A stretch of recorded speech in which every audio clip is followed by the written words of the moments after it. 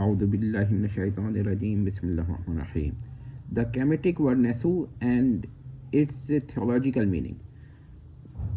Before beginning my work, I have to say that the literal meaning of the word is of a ruler or something like a ruler, but the theological meaning is quite different. Now we have to see the word. The paper begins as follows. The linguistic distinction between Nesu and Netjer is sound and well established. Now we come to the first preliminary. The former denotes a royal office of a terrestrial deity who is a king of territory of Egypt. The latter denotes a deity or a divine being who is a deity, not a divine being who is not a deity. This is a very important point. Many people translate Netjer as divine being. Okay, they may, but they must understand it that divine being is a deity. A divine being that is not a deity is not a proper translation. Now we come to the second. We may continue the first preliminary.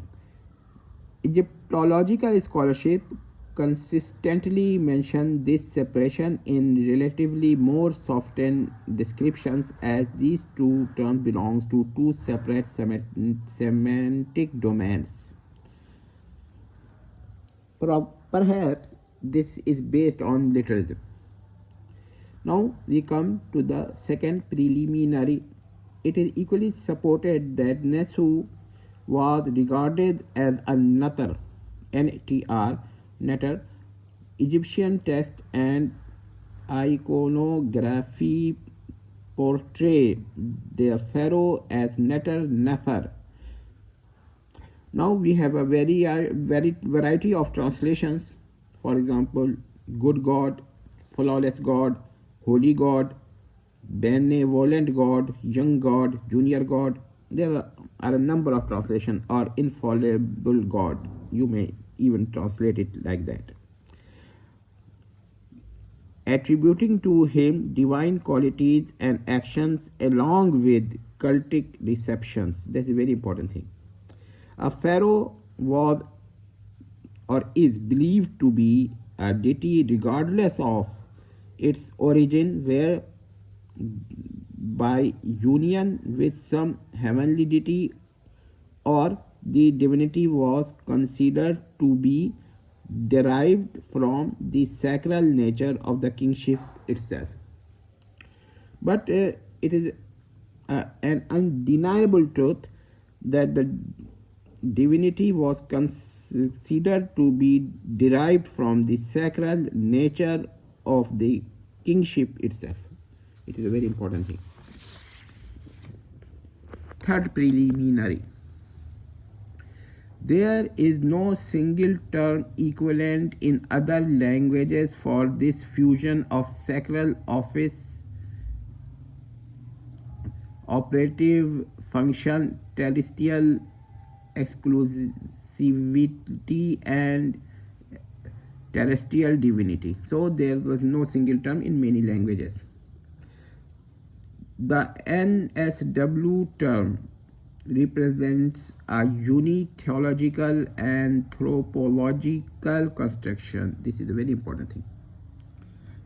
So now this is the fourth preliminary. Now before seeing, I will show you something, that the closest words existing in languages are as follows. That is Hebrew. In Hebrew, Elohim or Eloh, it is more general. Nature of the word is general. Greek, it is Theos, it is still general. Aramaic, it is Eloha or Eloha, and it is still general. Latin, it is Deus, still general. Arabic, Ilah, still general. Persian, Khuda, still general. Sanskrit, Deva, almost equivalent in certain cases. Eucharistic L, but L is a proper noun of the chief deity. And Akkadian, it is Ilu. It is a general word. Ilu is also used in Eucharistic language, and this is another thing that we can say, that no word in these languages convey the theological meaning of the term Nesu exactly. Now we come to the fifth preliminary. This shows that the words of deity were or are the best candidates for the word Nesu, as in Kemetic theology. In absence of pre-existing lexical equivalent for Nesu in sense of Kemetic theology, the term denoting a deity represents the most viable translation choice. A possible pharaonic assertion such as I am Nesu, or that is A, and now we come to the B. There is no Nesu beside me, could without conceptual distortion be rendered in these languages through the use of their respective terms for deity. This is very important thing. Now we come to the sixth preliminary, and now this is the sixth preliminary. Consider two sentences. I am Nesu. Second sentence, I am the only Nesu. We translate the pair of these sentences in some languages as follow. In Hebrew, Eli Elohim, any Elohim. This is in Hebrew. Any ha Elohim le badi, and this is also Hebrew. That was for the first, and this was for the second. In Greek, ego emitheos. For the second sentence, ego emi ho monos theos, something like that. So conclusion: whatsoever the literal meaning of the Kemetic word NSW may be, say, a ruler, this theological meaning of its theological meaning was of a terrestrial deity who was a territorial ruler. So this is very good thing.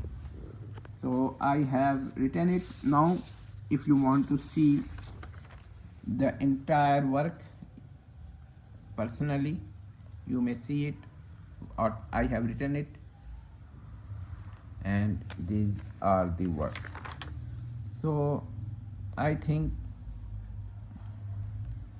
that this work is very important,